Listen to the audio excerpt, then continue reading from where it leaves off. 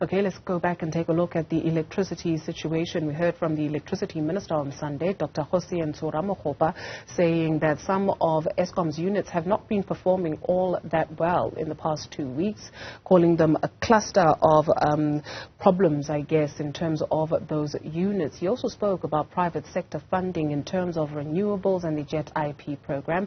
We take a look at what was said, but also take a look at some of the monies that were thrown about by the electricity minister. Dr. Muller is a senior research fellow at the Johannesburg Institute of Advanced Study at the University of Johannesburg. He joins us now for this conversation. Thank you very much, Prof, for your time this afternoon. So in terms of renewables, we understand that more money is being thrown at South Africa than you can actually sift through. Let's revisit this moment from the electricity minister when he spoke about financing.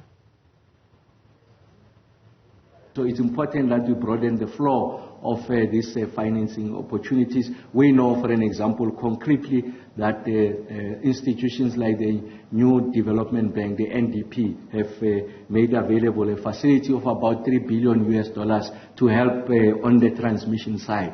And then there's also private sector driven initiatives where private sector players were successful bidders in previous bid windows.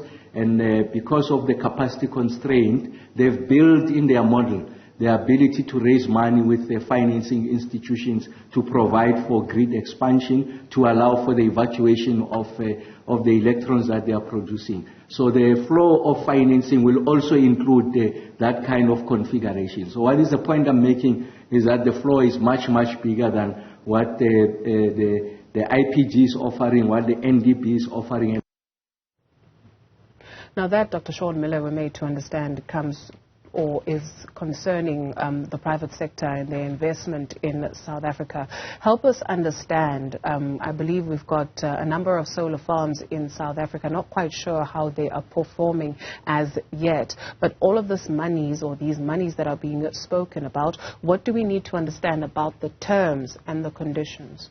Do we know?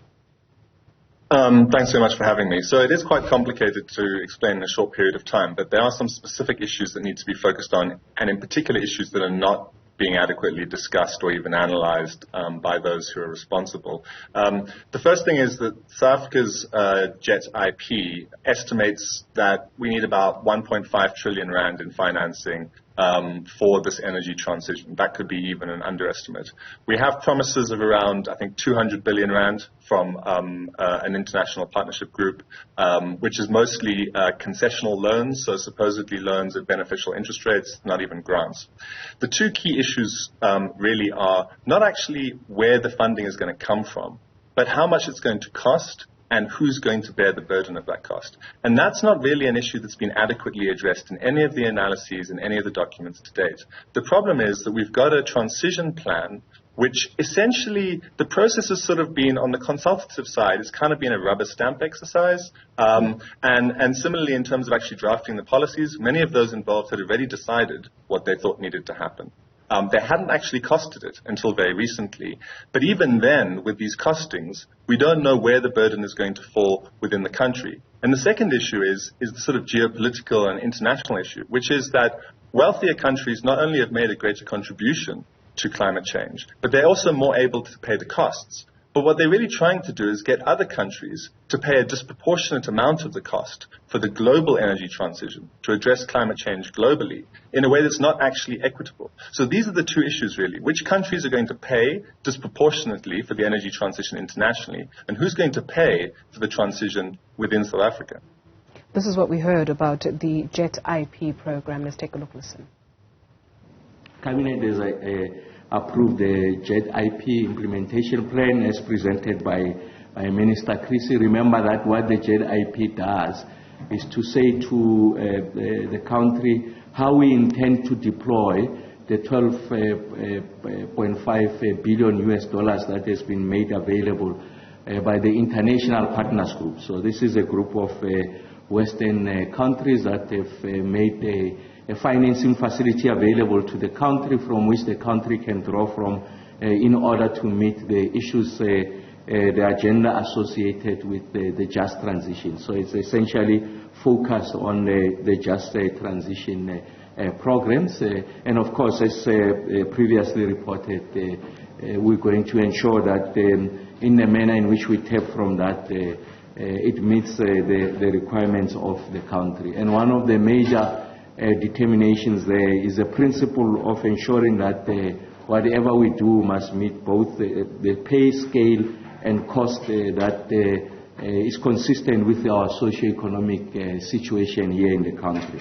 Minister Chrissy, of course, will provide greater levels of detail because she's the champion who's driving this JetIP. But it's important because it's part of the totality of the efforts that we are making.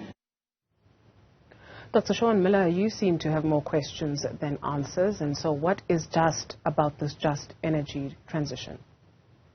Right. Well, let me give you a few points. For example, I was looking recently at the parliamentary deliberations about submissions on the climate change bill. And along with the co-author, I made some submissions on that. One of them was we suggested that the environment minister has too much power in this process, and that actually more power should be centralized in the presidency that oversees this, and there should be greater transparency and a greater consideration of the different issues involved.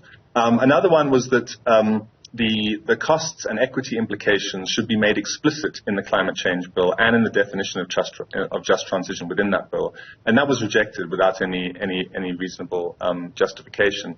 So the thing that the minister talks about at the end is great. He talks about the sort of socioeconomic implications. But those are currently not reflected anywhere in a serious way in the documents and strategies that have been adopted. So, for example, wealthy South Africans, as in other parts of the world, generate a far greater proportion of emissions in the country than poorer South Africans. But right now, we don't know who's going to be paying the costs for this financing that we're taking on. Let me give an example which maybe will focus people's minds, the controversial so-called Russian nuclear deal.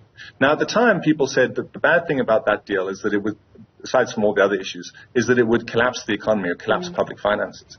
Now, that wasn't strictly true. It wouldn't have immediately collapsed public finances. What it would have done is collapse public finances down the road, because the structure of those deals is often that the country involved will build the nuclear power plants and then recoup the costs from electricity tariffs later on. And if people can't pay those tariffs, the government has to come in and pay the tariffs. And then that's really when the excess of costs become a massive problem for the fiscus. So in the current situation, to compare it to that one, we're talking about getting 1.5 trillion rands worth of financing, but we're not talking about how are we going to pay that down the line and who's going to pay it. This is one of the key issues, and it's not being addressed at all.